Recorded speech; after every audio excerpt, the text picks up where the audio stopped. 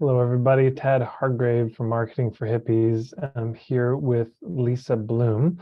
Now, Lisa is somebody I'd heard about for a little while and hadn't dug into her stuff, as is often the case. And then I went to a retreat that was hosted by Danny Innie of Miracy.com. And I got to meet Lisa there in person and was just smitten from the beginning with her work and what she's up to. We spent the whole time, whenever she'd go for a walk, I'd be like, let's go for a walk. And we must have swapped half a dozen folk tales back and forth. And so just outside of the professional, there was just such a kinship there. And she does work on Story. Her website is story-coach.com. And of course, there's a lot of conversation about storytelling in business. It's become sort of in vogue over the last few years, and I've peripherally tracked it, but I haven't really seen anything that spoke to me. I've had a number of colleagues who do it, and you would think that even for those of you who know a bit about me, I'm very passionate about folklore and story and what it means, and yet it's not something I've taught or sort of woven in. And through the conversations I had with Lisa and watching her webinars last year and the replays of them, I just thought, oh man, I really love what she's on about. And so this is such a crucial deal, storytelling and marketing. And I think it can go so wrong. And I think part of the reason I've been cagey about it is I often didn't feel like the ethics or the deep-rootedness was there. And so then it's called storytelling, but I'd consider it a kind of spell casting in a toxic way. It just becomes another propaganda tool. And I'm not that interested in it. So anyways, with that extremely long preamble, moving us into the amble, Lisa, it's just so wonderful to have you here. Thank you for making the time. Welcome. Yeah, thank you. It's great to be here. And to be honest, I agree with pretty much everything you've said. There's a lot of people doing it not very well out there, or not at all, even though they call it that. So yeah, I'm excited to dive into it with you. Yeah. And part of the timing is Lisa has a program coming up called something, which I can't remember. But maybe let's just Selling touch on True Story. That's right. So what are the just quick particulars, the dates, when is it happening? So the launch is coming up next week, 25th of January. We're releasing some really nice resources. I'm doing a boot camp. We've got a great book, 7 Stories That Sell. And the actual course starts in February. Yeah. Right. Okay. And I got to say, I looked through the 7 Stories That Sell. Killer stuff. It's so good. I recommend jumping on the promo list just to get that ebook, because it's boy, it's one of those things. It's one of those kind of workbooks in a way, because the 7 stories, each of them is a little bit of a template, and you could do much worse than to take each of those templates, come up with your own rough version, even without the feedback of somebody like Lisa, and just start sharing them on social media or make a video of it. Extremely useful, because I think part of where people get stuck in the stories is like, great theme, but how and where and what do I say, and so the templates I think are just brilliant. So maybe the thing I'd love to start off with first is this question of ethics, because people don't want to be manipulative. At least the people I work with and myself either. There's just a real desire not to do that. And what is the difference in your mind, or what are your thoughts around the ethics of storytelling as it relates to business? And I suppose maybe couching that is, when people, if they've dug deeper in any cultural sense, I think there can be this feeling of, but wait, folktales are sort of the antithesis of capitalism. They're the antithesis of the whole money system that was a gift economy, and so isn't it the opposite? So I'm just curious how you wrangle that, what you've come to in your understanding. Sure. I mean, I teach on the ethics of storytelling all the time because it's very, very important. Because storytelling is so powerful, it has the possibility to influence people, and that influence can be manipulated. And I think traditionally in business, the storytelling that we've heard of is the kind of sales and marketing. I'll tell you what you want to hear so that you'll do the thing I want you to do. That's not at all where I'm going with this. And in fact, I remember the first time I ever had a business card printed and I asked them to write, Lisa Bloom's storyteller or business storyteller. The graphic designer came back to me and said, well, do you want to think people, do you want people to think that you lie? Like, do you want people to think that you tell untruths if you call yourself a storyteller? Like, doesn't story mean it's something that's not true? So that definitely exists out there. The way I look at storytelling is storytelling is, in a business context, a way of being of service. So you tell a story that's going to serve your audience and not serve the ego. And I think that's where oftentimes the mistake happens, where people think, well, if I tell my story, it's all about me. And in fact, what we're looking at is the story that represents you, that represents the audience, and that allows the audience to go on this journey of possibility, this journey of who knows where, in a very gentle way and an appropriate way. And yes, absolutely, we have to learn what's the story to tell, when to tell it, and how to know that it's going to land in a way that does not, take people in a direction that they're not comfortable in. I think the opposite is true. When you tell a story that serves your audience, which is always the point of story, the story has to be relevant and serve the audience, then people have the opportunity to take a journey and to go on that journey to explore. And that's as much as we want them to do, to explore and hopefully find new paths and new possibilities. But along the way, it's always about me agreeing to go on this journey. And so I think the ethics of that is to make sure that you are telling the story from a place of genuine gifting, of gifting the opportunity of the story, and of making it about the audience. Hey. Yeah, boy, there's so much there. The stories are, it blows my mind that we've gotten to a point in society where story means falsehood, myth means not true. Whereas, of course, in any of our ancestral cultures, the exact opposite meaning would have been understood. The story is the most reliable thing. It's the most true thing. It's the testimony of our. Yeah, like even in coaching schools, like in traditional coaching schools, they'll say to you, be careful not to get pulled into the client's story. Be careful not to get distracted by the client's story.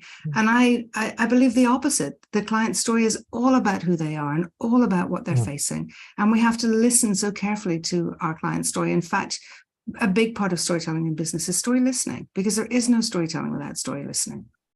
And so part of what I'm teaching all the time is, how do we hear the story and how do we discern kind of what is the story and what do we do with it, and how do we receive it and how do we meet it? Meeting that story is super important. Man, that's so. I remember talking with Jeffrey Van Dyke, dear colleague of mine, and he had this question he would ask clients. I think it's such a good question. He'd say, what's the perfect moment for you to appear in the life of your client? And what that means is there's a too soon, but there's also a too late. So then there's the story there. There's already the story arc of this client. And then there's this perfect moment. And what we're trying to do in so much of our marketing is tell them back, at least in the initial bits, tell them back the story of where they are. It's like, are you here in this particular story? Does this kind of moment, you wake up, you look in the mirror, you say this thing to yourself, does that sound familiar? And the beauty is, if it's not true, they say, nope, and it's not relevant, and they leave and move on, and great. But if it is, I've heard stories of people, they read a sales letter and they weep because the person just touched the story so clearly, so directly. Yeah, they find themselves. They find themselves in the story. Yeah. Yeah. I don't know if you I haven't really delved deeply into a lot of the storytelling in business industry, but I'm curious if you have, and if there are any sort of critiques you have about the industry, or what you've seen, or what you wish were different. I'm just curious your take on what you see out there. Yeah, I mean, I remember years ago going to a conference, and the person on the stage, who will remain nameless, basically teaching, yeah, so you got to find the story, you got to find this unique story that's yours only, and then tell it whenever you can. And then they moved on, and I was just left with my mouth open going, firstly, there is not only one story per person. There isn't only kind of this one thing that basically, articulates exactly who we are. And secondly, my whole business is based on that, 5 second segment that he put in here. That is, it's not that easy.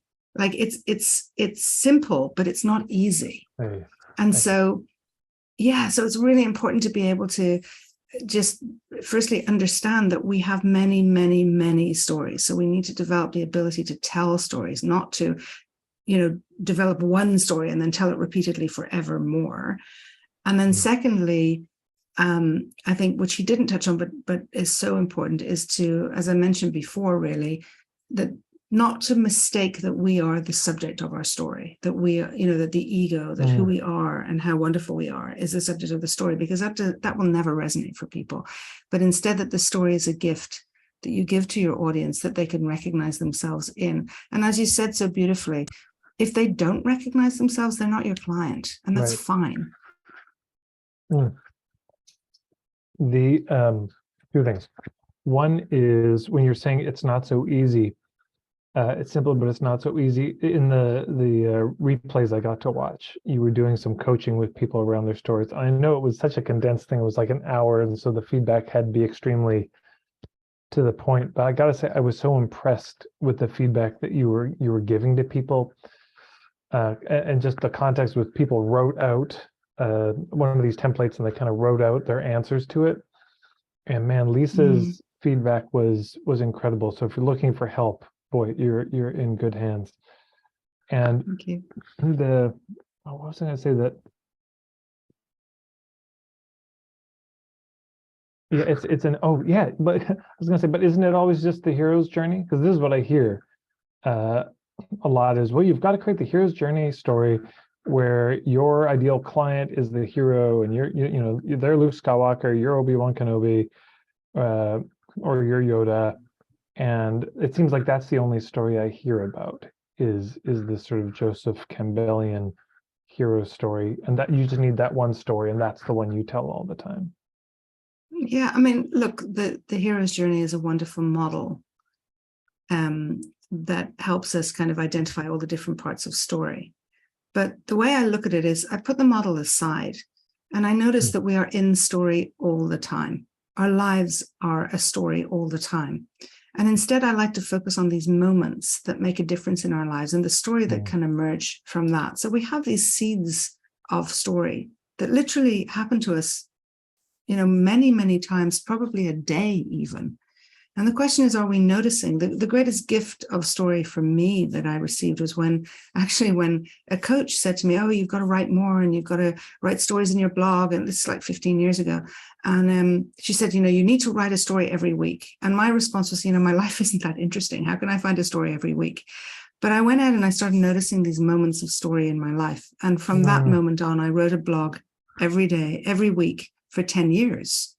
And it wasn't that my life got any more interesting, it was that I was able to see these moments. So yes, there's a hero's journey and blah blah blah, but the thing that's more important to me is, how do we take our experience, even our mundane experience, and turn them into something quite magical in story?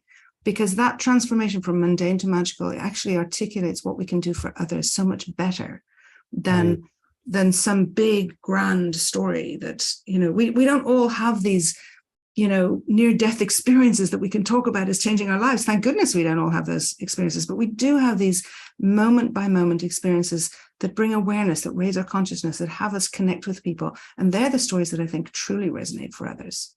well, and I remember I was at a there's the work of Byron Katie, which has Mm, been huge for me in my life. And a fellow me too. Tom Compton was the trainer, Yeah. lovely, lovely man, and he said this line that always stuck with me. He said, we're all so tired of bullshit philosophies. And I think what he meant was we're so tired of abstraction. we're tired of theory. We're tired of, and I remember I got the immense pleasure of being in a van for 10 hours with this fellow, Hale Makua, and a fellow, Hank Wesselman, wrote a couple books, I think, featuring this. He was a Hawaiian kahuna. He was like a big deal. And somehow I was rolling with a crew, and he was going to go to some elders conference. And he said, no, they're telling me to go and be in this van with these young people. But one of the things he said, you know what the shadow side of knowledge is? And I said, ignorance? He said, no, theory. Because knowledge is a storied something. And so it just strikes me that it's the exercise I give to people all the time. I say every day, if you want content, like endless content, endless, interesting, fascinating, shareable content, you just every day for 5 minutes say, what's something that happened in the last 24 hours that in some ways illustrates my philosophy? Because I think we can only talk about our philosophy so many times before everyone's heard our lines. We just beat the drum too many times, versus saying, here's a little, as you're saying, mundane. I was at the store and this person said something, and boy, isn't the whole universe, the whole human experience in this exchange that we had, that capacity to see, our own philosophies and points of view and perspectives in the world. Yeah, it's beautiful. And I remember at some stage in that 10-year period that I blogged every week, I remember somebody saying to me, what do you write about? And it got me thinking, what do I write about? Because I'm just telling stories. But I realized that I write about, at that time, I was writing about the same thing all the time. Like it was the same message for 10 years. And the message was, show up, be real, share your life, connect, which is kind of the essence of story, is how do we make peace with ourselves and peace with others? That's something I'd actually love to talk about, because this is something I was so struck with your work about, because I think so often there's a thought of, and it can work both ways, but it's like, well, you figure out your niche, figure out your point of view, and then you find stories that articulate that. You convey it through stories because it's a less impositional, more digestible, more entertaining, engaging format. And I don't know if I'm understanding this right about your work, but I get the sense that you also help people work backwards from, let's find the pivotal moments in your life, and then find I think you were calling it the golden threads. And I'm wondering if you could speak about it, because when you said it, I just thought, oh man, of course. Yeah. So we have these pivotal moments, and they're different to pivotal events. The pivotal events are life, death, marriage, moving jobs, moving countries, changing professions. They're the big life events that happen over a period of time. But within those events and in day-to-day life, we have these pivotal moments. And the pivotal moment is when something moves us. And it might move us emotionally, it might move us intellectually, and something happens that creates a shift.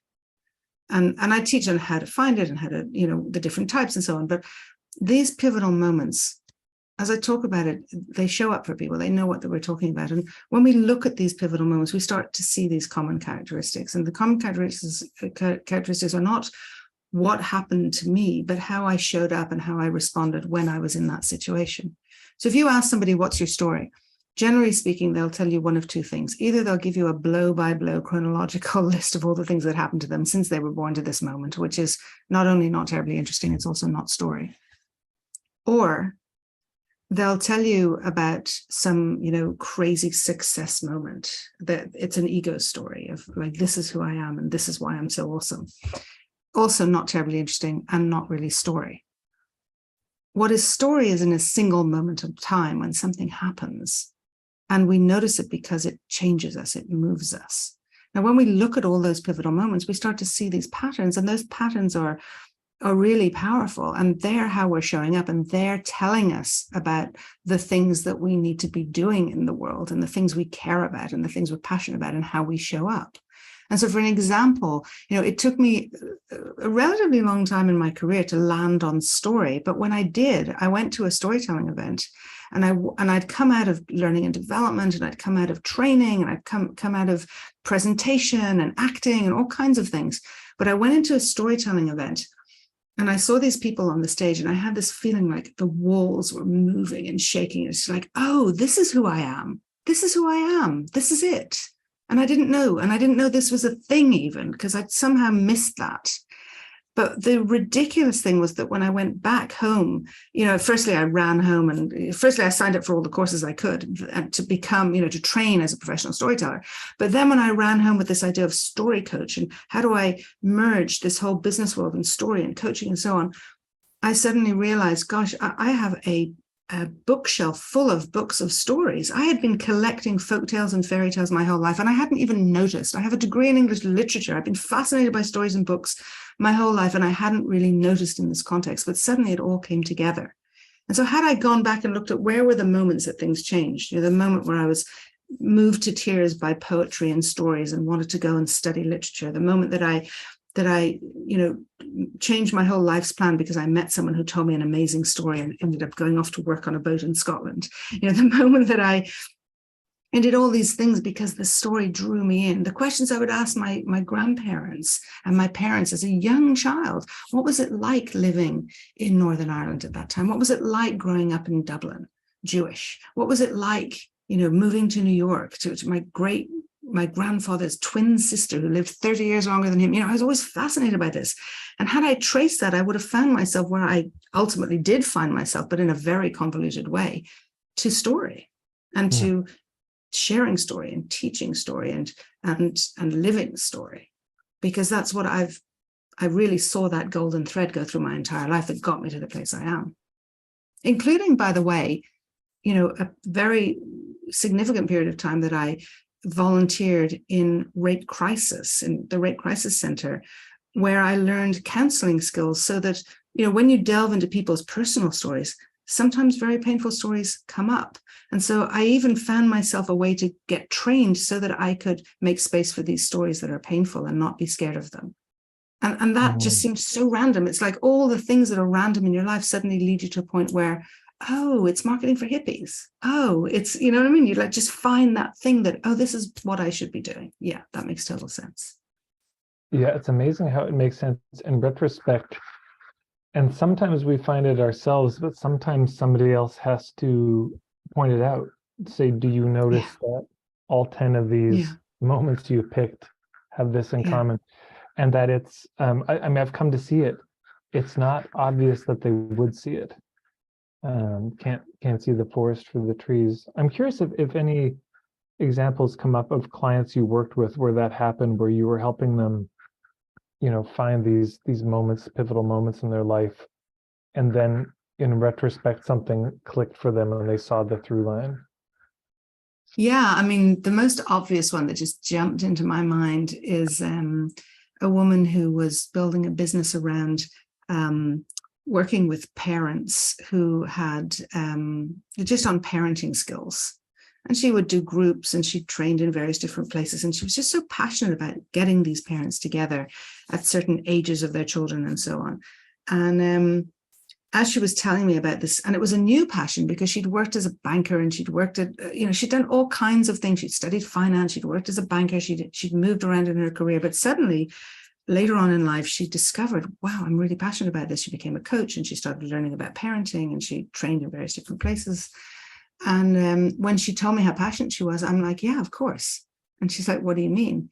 And I said, well, look at your life. And she just could not see it. And I said, well, the most obvious thing is that, you have a, she had a previous marriage with one child. She had then met somebody who had adopted children, and then they'd gone together to have more kids. So I had this beautiful blended family. And she was fascinated by all the challenges of the children from different places and how, and this was her life for the, 15 years before she suddenly found this new career.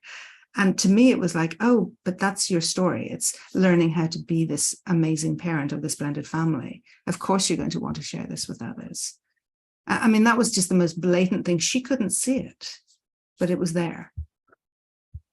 Hey, There's something so beautiful about one being guided to just really think through what those moments are, but then also the reflection back. This happens when I do my one-on-one puttering sessions. Sometimes I'll just like, well, what got you started in this, and what's the Yeah. backstory that led you here? And it is wild how many times when I just say, well, could this be a niche pulling on their life? And it's the most obvious thing, and it literally never occurred to them. Yeah. Um, you know, Because we don't pay attention to what we're living very often. mm, And I think that's the gift of noticing story, is that you begin to start paying attention to what's happening on a day-to-day basis, and what's happening, and how these kind of patterns emerge. Because I don't think I think these early clues of who we are, they show up immediately, pretty much. I mean, oftentimes when I talk about pivotal moments, people will bring a pivotal moment from 30 years before. And it's like, yeah, that's who you were back then too. That's who you were right then. And when I think of myself literally in, I don't know, fourth grade, fifth grade, with a folk tale, I had a folklore project. I remember this, and I remember going to somebody who seemed very old at the time, who's probably no older than I am right now, but seemed very old, to ask them about folklore. And they told me about the banshee for the first time. And I just had this feeling of, oh wow, this is a whole world I want to explore. I want to see, I want to be in that. I want to see that. I was 4 or 5 years old. But did I ever think of that in the context of business when I was in, business school, and when I was studying, and when I was, starting to be an entrepreneur? It didn't occur to me that there would be a connection. But it was only later, when I began to trace the stories and trace the experiences, that I began to see all these patterns. I don't think it's a big surprise who we become if we start noticing. That feels so true. Well, I mean, Lisa, I'm just so thank you for taking the time. I know there's probably a lot of questions that come up for people around, either the feeling of, well, I got no story, so what do I do? Or I have too many stories, and how do I choose? Or I don't want to bore people, or I want to share them in a good way. I don't want to be manipulative with them. Or where do I use the stories in a fairly practical sense? Like if I'm teaching a workshop, what stories do I put where in the workshop? If I'm writing a sales letter, what stories do I put where? How long should they be? What details to have? Because sometimes they're very, as you're saying, very hard stories with personal information that could have consequences on family. And what do I do with those kinds of stories? I bring all these up because these are all things I've heard you speak about or have asked of you. And I just know those are things, from what I understand, that are going to be covered in your course coming up, if I'm correct. Yeah, absolutely. I mean, one of the reasons I love story so much is because of its simplicity. And so for me, I try to bring process and structure in a very simple way. And in the most simply kind of stated way, we start by exploring, where are your stories? Like, what is a story, and where are your stories? And then understand, how do we craft them? And then how do we tell them, and how do we use them? Now, not necessarily in that order, because oftentimes the biggest block people have is actually, how do I tell a story? So we start with, straight into the program, looking at, okay, here, it's a very interactive program, and the requirement is to actually begin to tell stories. So, so people start by telling stories. But the truth is, we have, as I mentioned before, we have many, many stories. Some people feel like they have none. Some people feel like they have too many. And so it's really understanding, what is a story? Where do we find it? And then how do we craft it such that it's going to meet our audience where we want it to meet the audience? And that almost, that simple sentence answers the question of, what if I'm boring? Well, if you're relevant to your audience, you're not going to be boring. So then you have to understand, well, how do I be relevant? And so we craft that story so that it's going to have the kind of impact and be as compelling as we want it to be. And then understand, well, where do we put that in the business? And the short answer is pretty much everywhere. Like, the potential for story impact is pretty much everywhere. But then how do we do it well? And that's exactly the path we follow in the program. And by the way, in the boot camp, I'm going to give lots of information about that too, so that they'll learn along the way. Yeah. And I understand you also, it seems like there's a lot of feedback that people get in your program, or at least in the last iteration there was, where people would send you Yeah. stuff and you'd give them feedback. Is that true? Yeah. I love doing that because it just makes such a difference for people. And for me, it comes very naturally. If somebody, during our boot camp, which is, before we even get into the main program, when a person will put together a story, then I can very easily just tweak it such that it has such a different impact. Right. You hear people try to tell stories, and they just don't get it. It just doesn't. It's just not a story, and so. But it can be a story very easily if they can just change a slight perspective or add some of the elements of story into it. And so it's again, it's simple, not always easy, but that's why I'm there to guide them. And I love doing that. Like, that's my favorite bit, is just being able to kind of fix that thing and make it sound like a story, so that people are really appreciating it. Yeah. Yeah, amen. And so people are familiar with my work. There's this sort of pyramid I've come up with recently of, the foundation is ethics, then it's niching, then it's point of view, business model, and hub marketing. And those first three, storytelling plays such an immense role in, even though it's not something I teach, which is why I'm so relieved to have met Lisa, because this isn't something I have gone into or I intend to in the business sense. Now that I've found Lisa, it's just a relief, and I can send people over to her. But in terms of ethics, storytelling in my mind is big with ethics, because when you're telling a story, you're telling the truth. This isn't a hyped up theory of everything that's possible, untethered to any reality at all.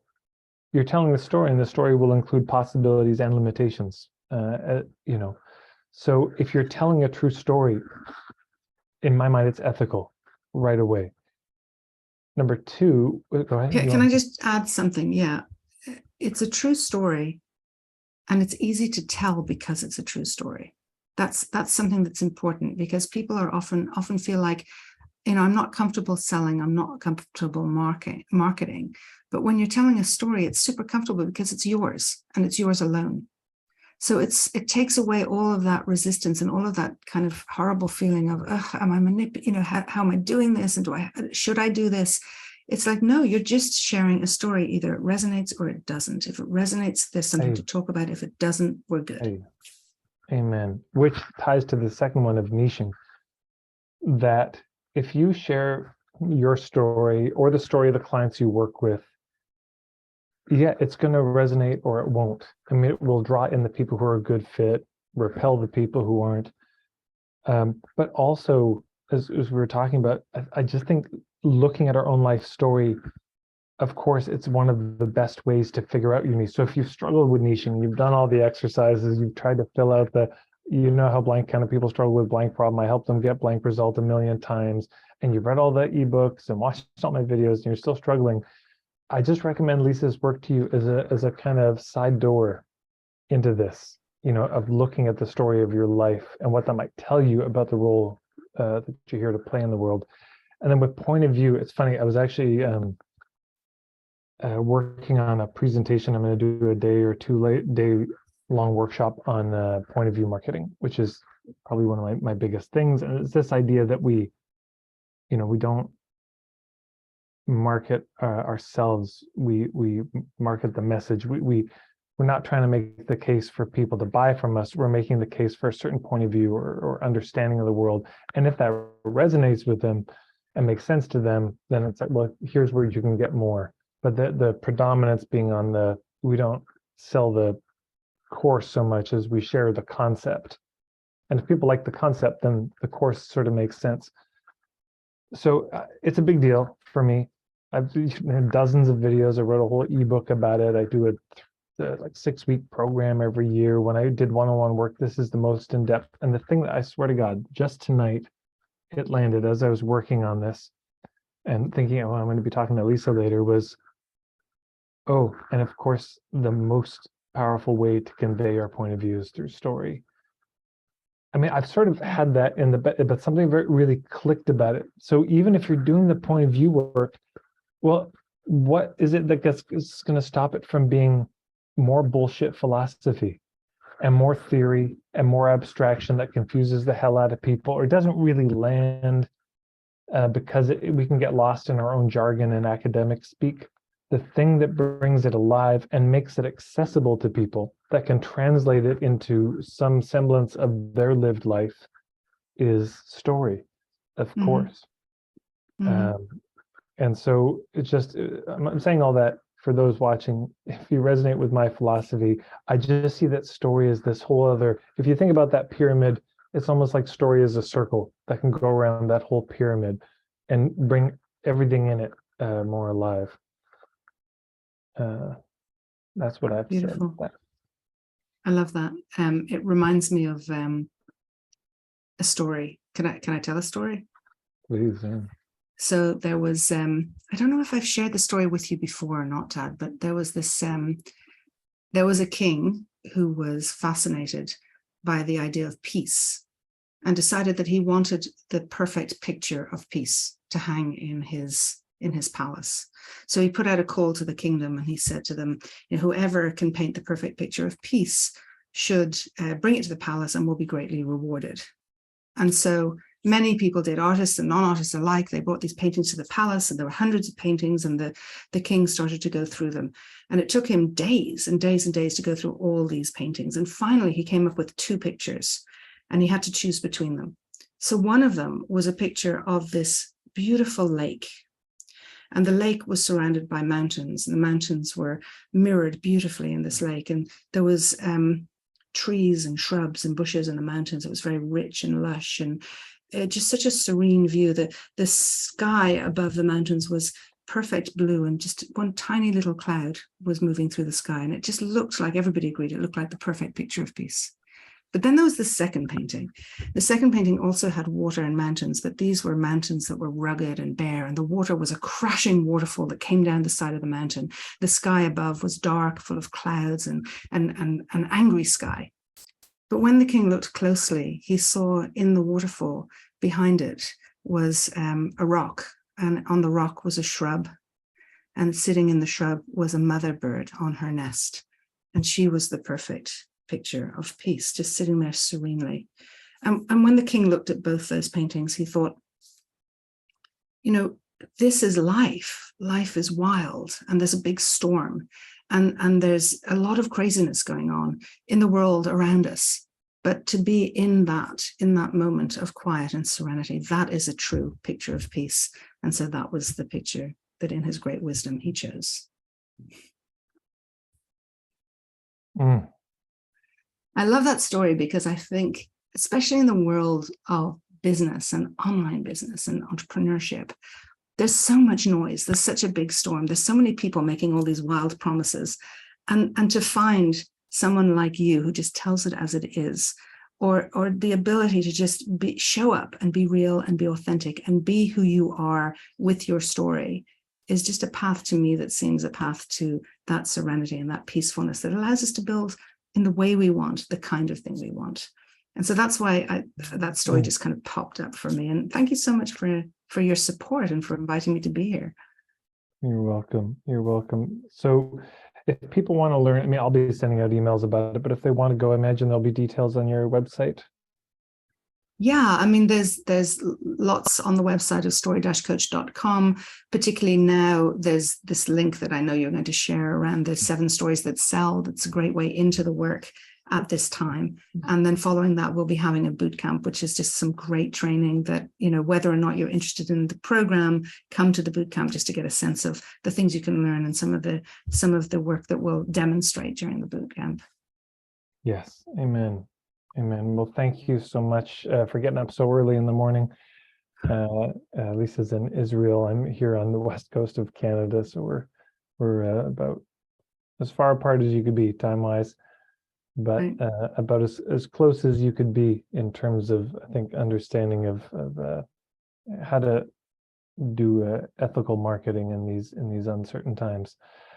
So thank you. I release you back to the world and your community there that needs you so much. And I look forward to the work. And, for all of you, check it out. And if you do, let me know. I'd love to hear your thoughts on this video, of course, and any questions that are lingering for you or things that came up for you, please put them in the comments below. I'd love to see.